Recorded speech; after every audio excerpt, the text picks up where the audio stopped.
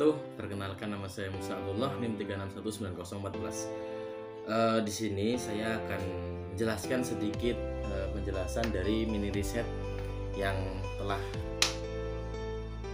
saya buat tentang pengelolaan Biro Perjalanan Haji Plus, mata kuliah Fikih Haji dan Umroh, dan diampu oleh dosen Bapak Taufikur Rahman. Di sini langsung saja tanpa berlama-lama. Ibadah haji itu merupakan sebuah puncak ritual dari rukun Islam yang kelima, dan ibadah haji juga merupakan seluruh tataran syariah di dalamnya. Bahkan ibadah haji merupakan sebuah investasi syiar dan kekuatan Islam yang sangat besar. Hal ini terbukti di dalam proses wukuf, tawaf, sa'i, dan lempar jumroh. Ini tuh terbukti bahwa haji itu merupakan kekuatan Islam yang paling besar. Pemerintah lah yang bertanggung jawab atas penyelenggaraan ibadah haji tersebut berdasarkan amanah Undang-Undang 1945. Karena ibadah haji dilaksanakan di Saudi Arabia. Hukum pelaksanaan penyelenggaraan ibadah haji di Indonesia berdasarkan pada Undang-Undang Nomor 13 Tahun 2008 tentang penyelenggaraan ibadah haji. Eksistensi Undang-Undang Nomor 13 Tahun 2008 ini belum menjawab tuntutan dan harapan masyarakat untuk berhaji. Sampai saat ini masih terdapat sejumlah isu aktual yang masih dirasakan dalam penyelenggaraan haji, yaitu antara lain bunga tabungan, dana talangan, dan dana abadi umat, daftar tunggu, dan sertifikat manasik. Pertama, saling berkaitan dengan isu bunga tabungan dan fakta bahwa tabungan haji dari setoran awal jamaah calon haji yang kini mencapai sekitar 40 triliun dengan bunga rata-rata sekitar 1,5 sampai 2 triliun pada setiap tahunnya yang dikuasai oleh Kementerian Agama dan dipergunakan untuk mensubsidi calon jamaah haji yang berangkat dan yang masih menunggu mensubsidi jamaah yang berangkat. Kemudian berkaitan dengan dana talangan haji yang dilakukan lembaga keuangan yang kini menjadi tren di masyarakat. Meski dengan dalih sebagai akad piutang, sewa menyewa jasa, tetapi secara syar'i penggabungan antara utang dan jual beli dilarang. Di samping dana talangan itu menimbulkan beberapa praktik rentenir yang memberatkan masyarakat. Seperti yang saya katakan tadi, ibadah haji merupakan rukun Islam yang kelima, yaitu haji bila mampu, yang merupakan kewajiban sekali seumur hidup bagi setiap orang muslim yang mampu untuk menunaikannya.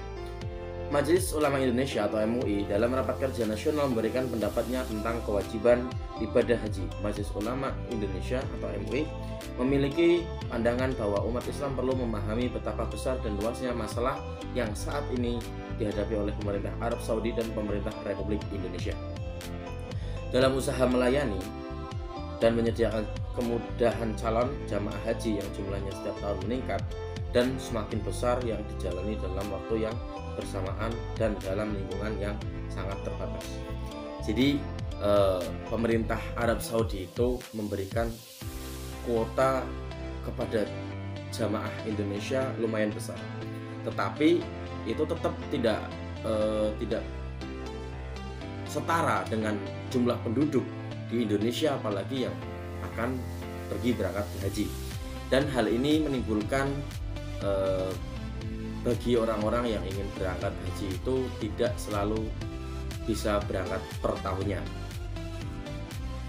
Meskipun dengan dana yang lumayan, tetapi kalau sistem kuotanya itu kurang, tetap saja tidak bisa untuk melaksanakannya setiap tahun. Menurut Undang-Undang Republik Indonesia Nomor 13 Tahun 2008 tentang penyelenggaraan ibadah haji, pasal 10 yang diatur bahwa pelaksanaan penyelenggaraan ibadah haji wajib menyiapkan dan menyediakan semua hal yang terkait dengan penetapan BPIH menyediakan pembinaan haji, akomodasi yang layak, transportasi, konsumsi, pelayanan kesehatan, atau pelayanan administrasi dan dokumen. Jadi Kemenak itu wajib untuk menyediakan, ya tadi ya kan yang saya sebutkan tadi, itu Kemenak itu untuk menyediakan sekian banyak untuk para calon jamaah haji di Indonesia yang akan berhaji. Dan menurut penelitian sebagian kalangan, ada sejumlah indikator yang belum mulai optimalnya penyelenggaraan ibadah haji di Indonesia, baik dari aspek kelembagaan, pengelolaan keuangan, peningkatan sarana dan prasarana dalam memberikan kenyamanan pelayanan kepada calon jamaah haji di Indonesia selama ini dinilai masih belum efektif. Undang-undang tentang penyelenggaraan ibadah haji dianggap belum secara bisa tegas memisahkan antara fungsi regulator, operator, dan evaluator. Selama ini tiga fungsi tersebut masih dapat dimonopoli oleh Kemenak, sehingga ketika fungsi-fungsi tersebut dipusatkan pada satu titik, peluang abuse of power kemungkinan menjadi lebih besar. Dan dalam proses pelaksanaan pemberangkatan calon jamaah haji yang dilakukan oleh pihak Biro Penyelenggaraan Ibadah Haji Khusus dengan calon jamaah Haji Plus, digunakan suatu perjanjian. Dari peristiwa ini timbul adanya suatu hubungan antara dua orang yang dapat dinamakan perikatan. Perjanjian itu telah menerbitkan suatu perikatan, yakni antara dua orang yang berkaitan dengan dalam membuatnya. Dalam bentuknya perjanjian berupa suatu tatanan perkataan yang mengandung unsur janji atau kesanggupan yang telah diucapkan atau dapat ditulis. Nah, jadi penyelenggaraan ibadah haji khusus atau plus itu melibatkan dua orang yang terikat dalam perjanjian. Nah, biasanya perjanjian itu memberikan seperti janji-janji bahwa tahun depan berangkat atau secepatnya berangkat. Itu membuat orang lebih tergiur untuk mendapatkan tersebut. Namun banyak juga penipuan-penipuan yang terjadi karena mudahnya orang-orang untuk tergiur berangkat haji secara cepat, secara dalam waktu yang cepat maksudnya. Itu memudahkan para penipu untuk mengelebuhi para calon jamaah haji yang akan berhaji dengan tempo waktu yang tidak lama. Ini tentu sangat berbahaya sekali.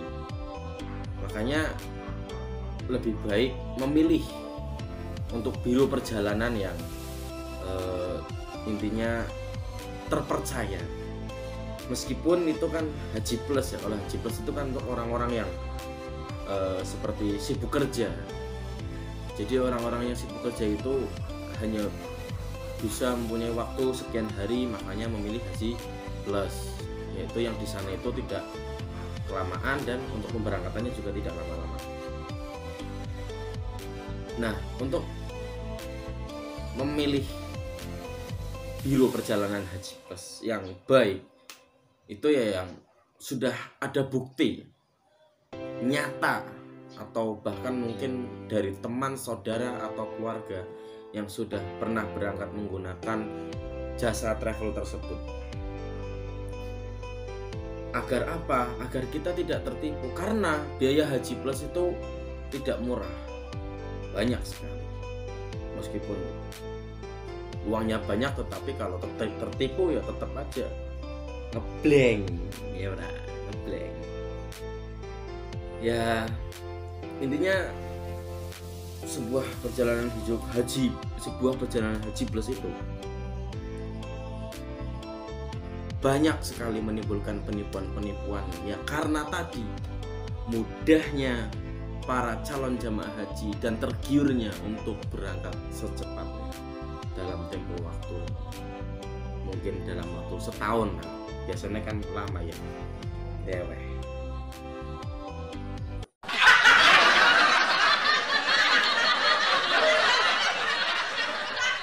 Dan untuk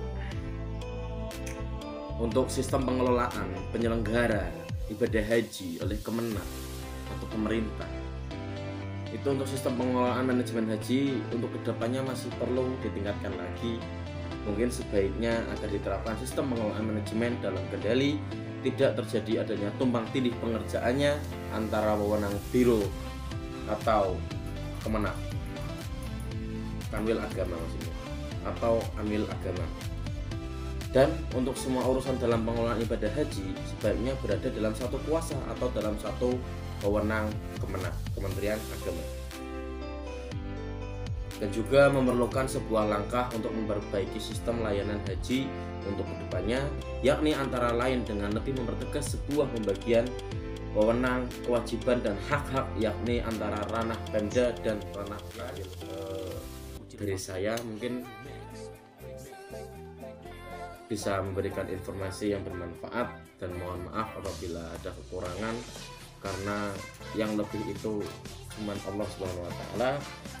Dan sekian tugas dari saya, penjelasan dari saya akhiri. Terima kasih. Wassalamualaikum warahmatullahi wabarakatuh.